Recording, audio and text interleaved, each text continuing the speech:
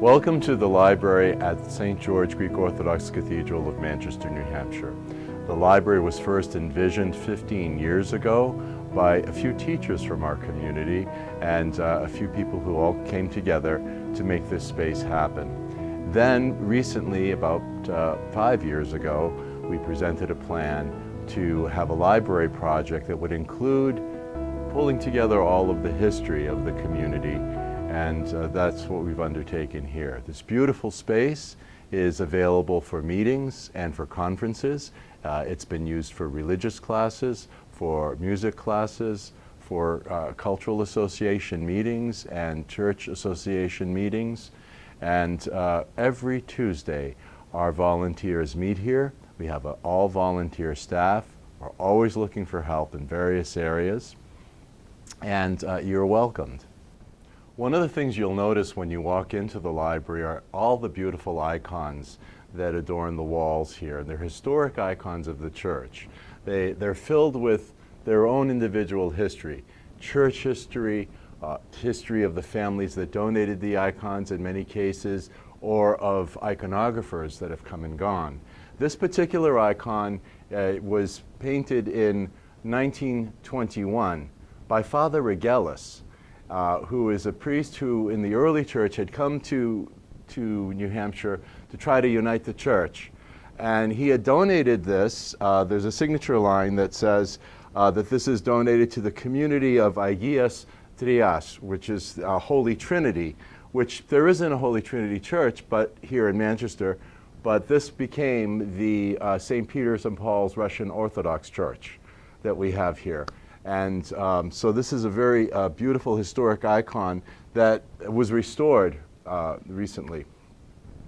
Then if we look around, we can go and see the various families and the stories behind the icons. This particular icon, which was donated in 1960, was given by the family of Connie Kachukis, Constance Kachukis, who was one of the first Greek-American women to graduate from UNH, and was teaching here for many years at Central High School in Manchester, New Hampshire. So this is very beautiful. And the iconographer that we have over here, this was painted in 1929, and the iconographer was Zafiris Karagianidis. And he was living here in Manchester in the 1950s, and we were contacted by a reporter from the National Herald newspaper in New York. He ended up doing an article, and we had talked, and I said, well, you wouldn't believe and he says, you know, do you have anything on Karagianidis? At the time, I didn't hear anything, I didn't know anything about him, but this is how it goes. So when you come in, please see all of the beautiful historic icons. We have an icon project underway where we're going to catalog all of these items. One of the things that we did when we started up the library, I think in our second year, is create this multimedia space for presentations. Our library speaker series speakers are oftentimes speaking right from here, and you have the ability to, there's a projector, and you can project images from either, and video and audio from the computers here in the library, or by hooking up your own computer. We have a PA system, we have wireless capabilities, so if you're the kind of person that likes to walk around like I do, or one who wants to stand behind a podium and have a microphone, you have all of this room.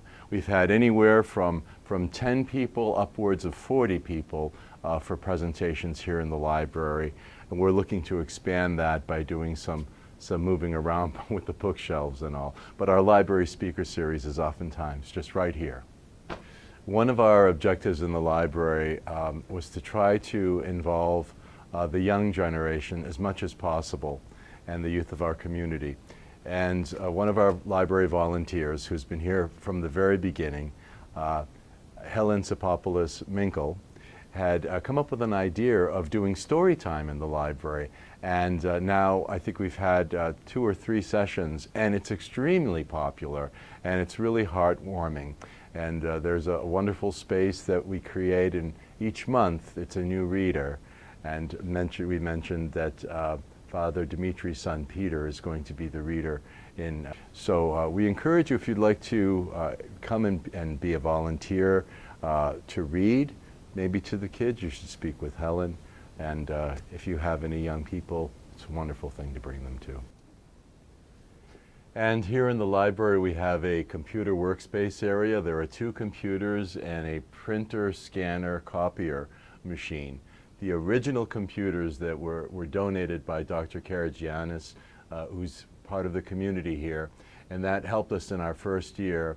And then we were able to raise funds to upgrade the space to get in not only another computer, two new computers, but a beautiful all-in-one printer, scanner, copier. And these are available to use. There's internet throughout the library, and everything is wired. So I have to scan something this morning, and it is this book, which is The Littlest Altar Boy, which is going to be read at our very next story time by Father Dimitri's son, Peter Kostarakis.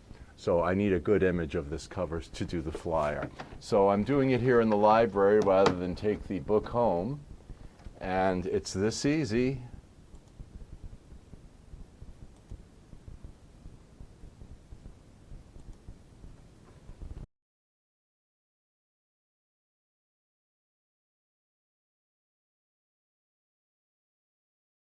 And here it is.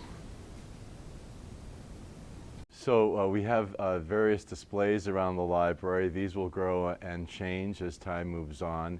This particular one is around an organization that's no longer around called the Greek American Progressive Association, or GAPA.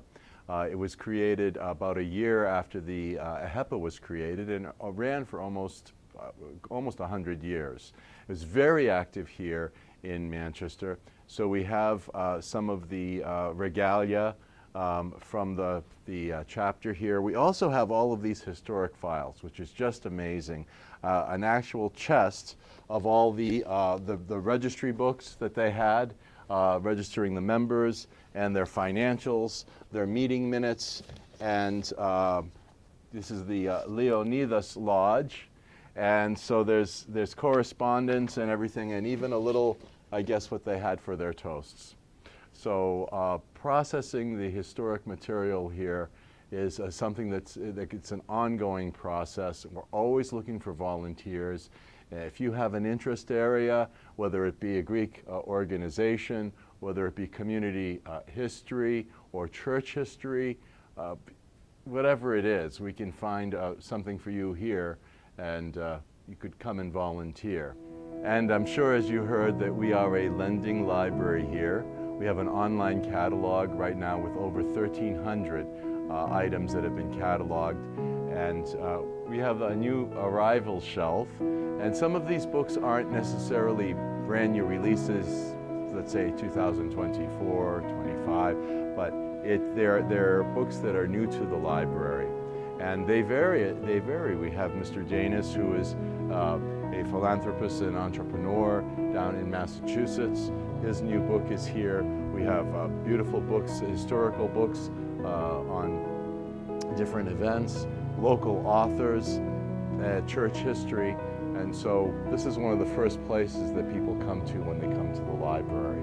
So there's a sign-out sheet here for if you see a book that you'd like to take out, either you find it online or you come in and then all we do is we ask that you sign it out, and that's great. One of the great things we have are a lot of great memories of our community and all these beautiful historic photos. One of the first things we did when we came together is we digitized a lot of material, and then we met regularly weekly for a photo identification center. Photo identification continues, and it goes on and on and on. So as you can see these beautiful photos, if you have any photos or any material that you'd like to donate to the library, they'll find a good home here. If you'd like to participate in identifying people in the photos, if you're from the community, or if you're just doing research and you wanted to know more about a certain thing, the library is a good place to visit.